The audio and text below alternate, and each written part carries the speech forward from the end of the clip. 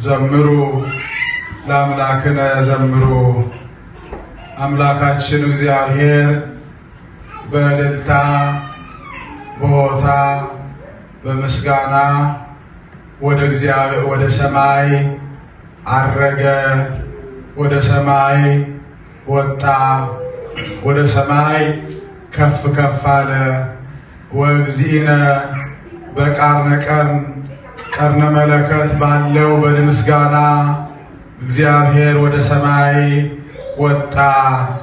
ዘምሩ ለአምላክነ ዘምሩ። ለፈጠረን ለፈጠራችሁ ሰማይን ከነልብሱ ምድሩን ከነግሱ እጽዋት አዝርዕቱን ቀላይት ባህሩን ውቅያኖስን ለፈጠረ ለማይመረመረው ለማይጨበጠው ጌታ ሰውነትን ከመለኮት መለኮትን ከሰውነት ላዋሃደ አንድ አካል ለሆነ ሁለት ባህሪ ሁለት አካል ላልሆነ ወደ ሰማይ የወጣ ከድንግል የነሳውን ሥጋ ለብሶ በምድር ላይ ያለውን ጊዜ ጨርሶ 40 ቀን መጽሐፈ ኪዳንን ሥርዓተ ቤተ ክርስቲያንን ድርሳነ ኢየሱስን የራሱን ድርሰት የራሱን ትምህርት አስተምሮ ጨርሶ ፈጽሞ ወደ ሰማይ ላረገው ለወጣው ለጌታ ዘምሩ፣ እልል በሉ፣ አመስግኑ ብሎ ነቢየ እግዚአብሔር ቅዱስ ዳዊት የተናገረውን መነሻ አደረግን። ዛሬ እንደምን አደራችሁ? እግዚአብሔር ይመስገን።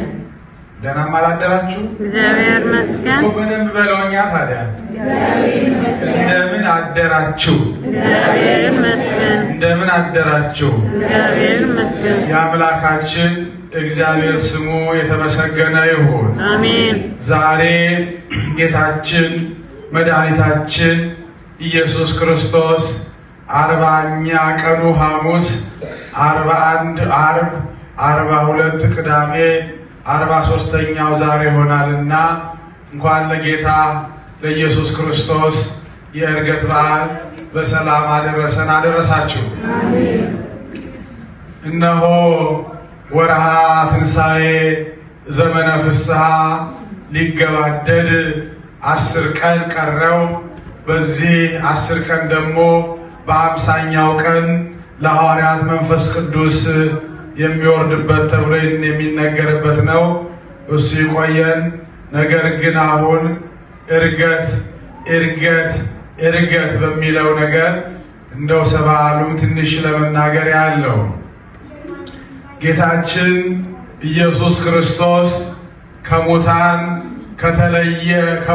ተለይቶ ከተነሳ በኋላ 40 ቀን 50 ቀን ምን ያደርግ ነበር ቢሉ 40ውን ቀን በምድር ላይ ሥርዓተ ቤተ ክርስቲያንን መጽሐፈ ኪዳንን 7ቱ ኪዳናት የሚባሉ ኪዳን ጸሎትን ፍትሐ ዘወልድ በእንተ ቅድሳትን እግዚአብሔር ዘብራናትን ትምህርተ ኅቡዓትን እነዚህን እያስተማረ በቃል እያስተማረ በተግባር እያሳየ ሥርዓተ ቤተ ክርስቲያንን ምስጢረ ቁርባንን ፈትቶ አሳይቶ እንዴት ማድረግ እንዴት መሆን እንዳለባቸው ለ12ቱ ደግሞ ለመላው ዓለም ሄዳችሁ በዓለም ላይ ወንጌልን ስበኩ፣ አስተምሩ፣ በአብ በወልድ በመንፈስ ቅዱስ ስም እያጠመቃችሁ ክርስቲያን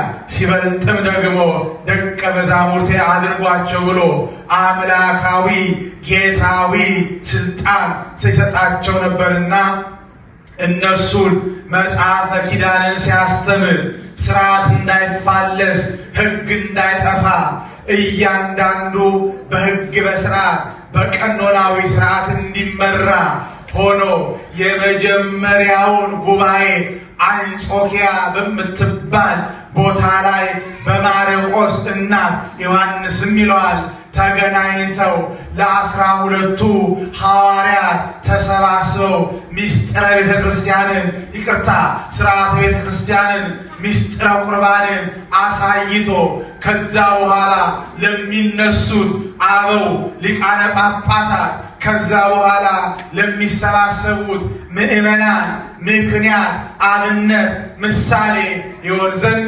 40ውን ቀን በምድር ላይ ሲያስተምር ቆይቷል።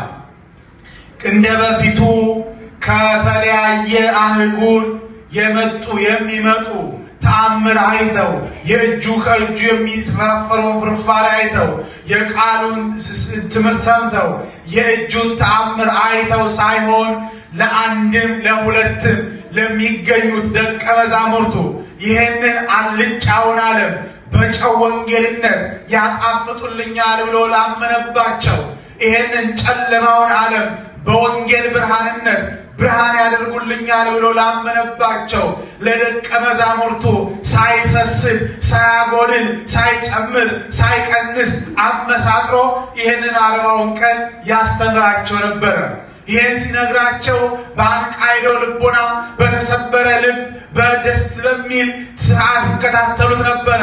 እየጠየቁትን ይመልስላቸው ነበረ። 40ውን ቀን ይህንን ሲያስተምር ኖሯል። ይህን ያደረገ አምላክ ክብር ምስጋና ይድረሰው። በ40ኛው ቀን ነው እንዲህ አላቸው፣ ወደ አባቴ ወደ አባታችሁ፣ ወደ አምላኬ ወደ አምላካችሁ አርጋለሁ እሄዳለሁ። ነገር ግን አስቀምጣችኋለሁ። የማስቀምጣችሁ ቦታ በኢየሩሳሌም ነው።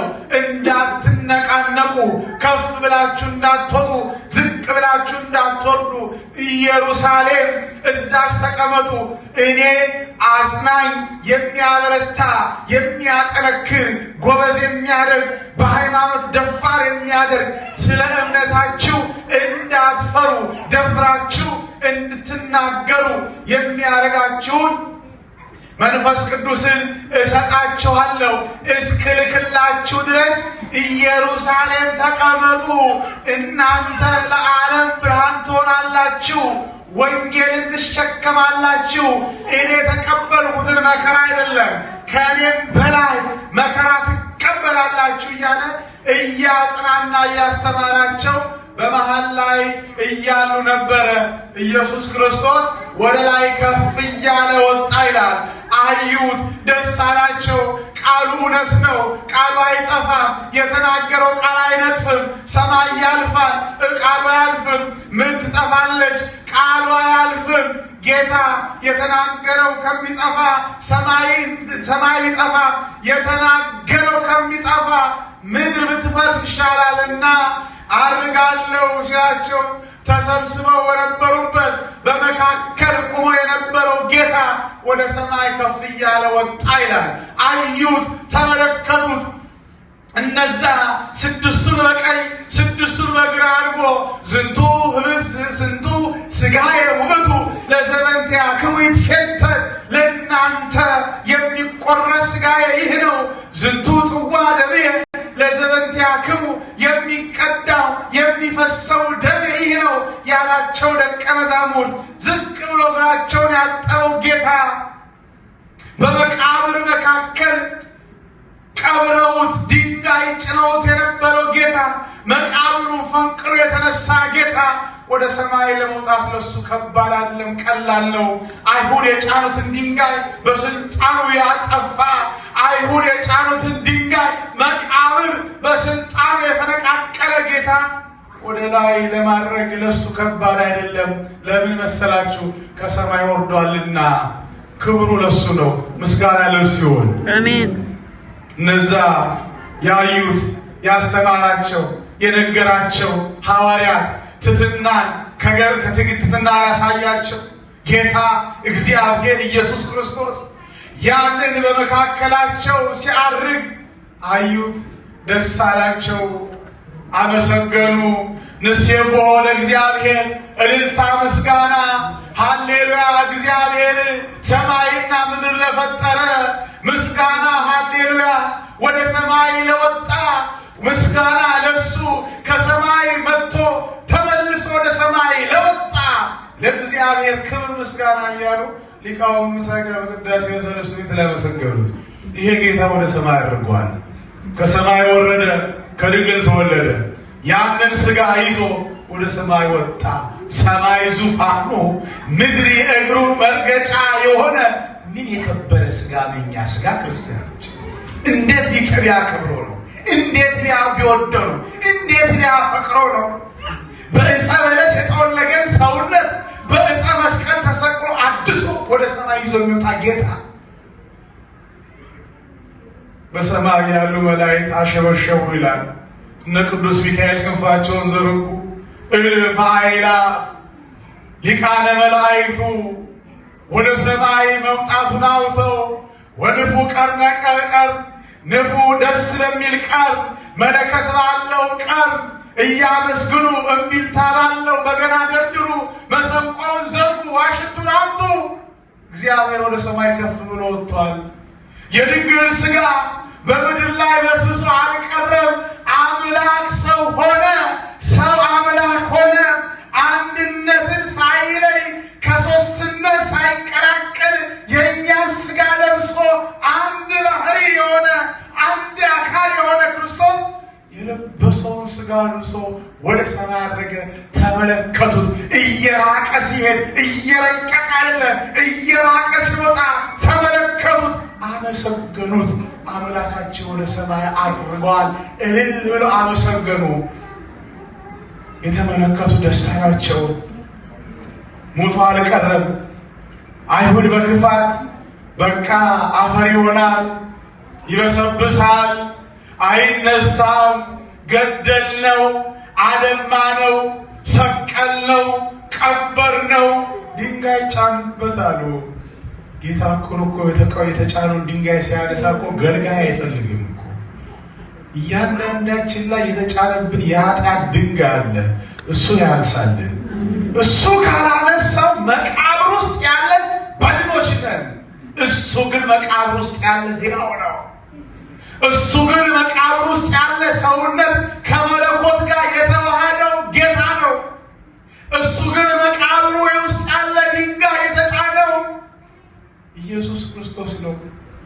በሱሶ ይቀራል አሉ። አልበሰበሰም። 3 መዓልት 3 ሌሊት በመቃብሩ አድሮ ተነሳ። እነሳለሁ ብሏቸው ነበረ። ተነስቷል። 40 ቀን እንዳልኳችሁ መጽሐፈ ኪዳንን አስተማረ። ሥርዓተ ቤተክርስቲያን ሰራላቸው። እኛ አሁን ለምንገለገልበት፣ ለምንናገርበት፣ ለምንራመድበት፣ ለምንለብሰው፣ ለምንጨብጠው መስቀል፣ ለምንመገበው ምግብ፣ ለምናደርገው ነገር ሁሉ ይህን ስርዓት ሰርቶልን ሄደዋል። ይህን ያደረገ ጌታ እግዚአብሔር የተመሰገነ ይሁን። ወደ ሰማይ አድርጓል፣ ወጥቷል፣ ከፍ ብሏል። ጌታ ሰማይ ዙፋኑ ላይ ነው ያለ። በአባቱ ቀኝ ነው ያለ። አብ አባት በመባሉ ልጅ ተወልዶ ከምድር ላይ የድንግልን ሥጋ ለብሶ ወደ ሰማይ ይወጣ ወንድ ልጅ ቢባል ከአባቱ የማያንስ ከአባቱ ጋር እኩል የሆነ አብርሃም ይስሐቅን ይበልጠዋል፣ ይስሐቅ ያዕቆብን ይበልጣል። በአብ ዘንድ ትልቅነት፣ በወልድ ዘንድ ትንሽነት፣ በመንፈስ ቅዱስ ዘንድ የበታችነት የሌለ መንፈስ ቅዱስ ወልድ አብ ወልድ መንፈስ ቅዱስ አንድ ስልጣን፣ አንድ አገዛዝ፣ አንድ መንግስት በአካል 3 በባህሪ አንድ ብላ የምታምነው ቤተ ክርስቲያን ስርዓት የሰራላት አምላክ እግዚአብሔር ነው። ይሄን ያለበሰን፣ ይሄን ያጎነጸፈን፣ ይሄን የሰጠን ጌታ ነው። ስንናገር ለምናደርጋቸው ነገሮች በዚህ ትምህርተ ሕዋት በሚባለው መጽሐፍ ላይ አንድ የሚነገር ነገር አለ። ሰይጣን ኢየሱስ ክርስቶስ በመስቀል ላይ ተሰቅሎ ሳለ ፍጡር መሰለው። በመስቀል ላይ ተሰቅሎ ሲያየው ጊዜ ምን አይነት ፍጡር ነው በመስቀል ላይ የሰቀሉት ብሎ መዘባበት ጀመረ። ይሄንንስ አለ መተርጉማኑ፣ ይሄንንስ አለ ሥጋውን በመቃብር ነፍሱን በሲኦል አቆራኘዋለሁ ብሎ እየተጠጋ ሄደ። አንተ ማነህ? ስምህ ማን ነው? ሀገርስ ወዴት ነው? በመስቀል ላይ ተሰቀልከው አንተ ማነህ አለው። አልተናገረም። ስምህ ማን ነው? ኢየሱስ ክርስቶስ ነው። ሀገር የት ነው? ሰማይና ምድር እሱ ሀገር ነው። ማን ነው የሰቀለ? አይሁድ ነው የሰቀሉት። በክፋት ሲጠጋ በመስቀሉ ጠርቆ በነፋስ አውታር በእሳት ዛንጀር ይሉታል መተርጉማን አንቆ ያዘው። እባክህ ከዚህ በኋላ ላልደርስብህ ማነህ? በቆምክበት ላልቆም፣ ባለህበት ላልኖር ማነህ አንተ? ምንድነህ? ማነህ? መስቀል ላይ የተሰቀለው የእግዚአብሔር ልጅ ኢየሱስ ክርስቶስ ነው። ክብር ሁሉ ለሱ ይሁን። አሜን። በመስቀል ላይ ተሰቅሏል። ዲያብሎስ ረግጦ ይዞታል፣ አሸንፎታል። በመስቀል ጠርቆ እንዳይነሳ አድርጎ ይዞታል። መቃብር ውስጥ ከተው ከመቃብሩ ተነስቷል፣ ወደ ሰማይ አድርጓል። ይሄ ነው የእናንተ አምላክ። ይሄንን ነው የምናመልከው። ይሄንን ጌታ ነው በልተነው ሕይወት የምናገኘው። ይሄንን ጌታ ነው በልተን የምንረካው። ይሄንን ጌታ ነው ጠጥተን የምንረካው። ይሄን ሰጠ ጌታ። ከዚህ በኋላ አለ ወደ ሰማይ ከማድረጉ በፊት ከመዝግበሩ እኔ እንዳስተማርኳችሁ፣ እኔ እንዳሳየኋችሁ፣ እኔ እንዳደረግኩላችሁ ምን አድርጉ? ስሩ፣ አድርጉ። ስጋውን ተቀበሉ፣ ደሙን ጠጡ። ለምን ተቀብለን ወደ ሆዳችን የክርስቶስ ስጋና ደም እንደሚገባ ታውቃላችሁ? እንቀበለዋለን አይደል እንዴ? አፋችን ገብቶ ወዴት ነው የሚሄደው? ወዴት ነው የሚሄደው? ወደ ሆድ። ሆድ የመቃብር ምሳሌ ነው። ስንቀበለው ወደ መቃብር ወረድክ ማለት ነው። ጌታ ኢየሱስ ክርስቶስ ሲመጣ እንነሳለን። ልክ እሱ እንደተነሳ እንነሳለን። ልክ እሱ እንደሞተ እንሞታለን። ሲመጣ ግን እናንተ የአባቴ ቡሩካን፣ የማን ቡሩካን? የአባቴ ቡሩካን። የአባቴ ቡሩካን ለመባል ያብቃል። መመረጥ ሲኖር ነው የአባት ልጅ መባል። መባረክ ሲኖር ነው የእግዚአብሔር ልጅ መባል። መባረክ ሲኖር ነው ክርስቲያን መባል። እርጉም ከመባል እግዚአብሔር ይሰውረን። አሜን አሜን በሉኝ። አንዳንድ ጊዜ የሰዎች ክፋት ቢጨመር የማያልቅ ይሆናል። እናንተ የአባቴ እርጉማን ለሰይጣንና ለመላእክተኞቹ በተዘጋጀው እሳት ግቡ የሚል ቃል አለ። ይሄንን እንዳልሰማ በርታችሁ ጸልዩ። ይልቁንም እናንተ የአባቴ ቡሩካን፣ የማን ቡሩካን? የአባቱ ቡሩካን። የማን ቡሩካን? አባቱ ማን ነው? ልጁ ማን ነው? ወልድ። እናንተ የአባቴ ቡሩካን የወልድ ኢየሱስ ክርስቶስን ስጋውን በልታችሁ ደሙን ጠጥታችሁ ንስሐ ገብታችሁ እናንተ የአባቴ ቡሩካን ትባላላችሁ። ስጋውን ሳትበላ የወልደ እግዚአብሔርን ስጋውን ያልበላ የወልደ ማርያምን ደሙን ያልጠጣ እናንተ የአባቴ ቡሩካኖች መባላችን አይቀርም። ከሞትክ በኋላ ደግ ሰው ነበረ፣ መልካም ሰው ነበረ፣ አይሰራ። ምናልባት በሕይወት ላሉት ሰዎች ማጽናኛ ሊሆን ይችላል። ንስሐ ሰክሬስ ሲኖር ለዛ አበሰ ከሚያበሰ ንስሐ የበደለውን እንዳልበደለ ኃጥኡን ጻድቅ ዘማውን ድንግል ርኩሱን ቅዱስ ቆሻሻውን ንጹሕ ያደርጋል። ከዛ በኋላ የአባቴ ቡሩካን እንባላለን። አባት አለን።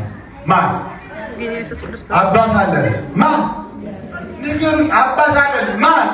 እግዚአብሔር። የእግዚአብሔር ልጆች ለመባል ልጅ ሆነን እንገኝ። ይሄንን ስናረግ ከፍ ያለውን ጌታ እናያለን። ሲወጣ ወደ ሰማይ ሲያርግ መለኮት አልተለየውም። ከምንም ልክ እንደነ ሰባዮስ እንደነዛ መናፍቃን እንደ ሰውነት አንድ ባህሪ እንደ መለኮት አንድ ባህሪ የምትል አይደለም።